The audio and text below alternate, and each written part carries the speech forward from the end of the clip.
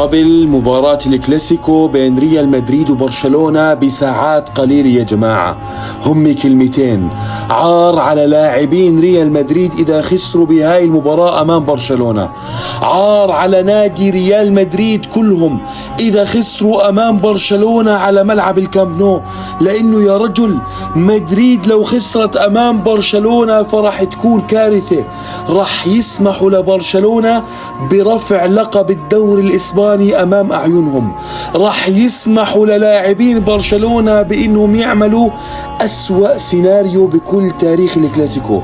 خسارة ريال مدريد من برشلونة على ملعب الكامب نو يعني تحقيق برشلونة للقب، يعني رفع لقب الدوري الإسباني أمام أعين لاعبين ريال مدريد.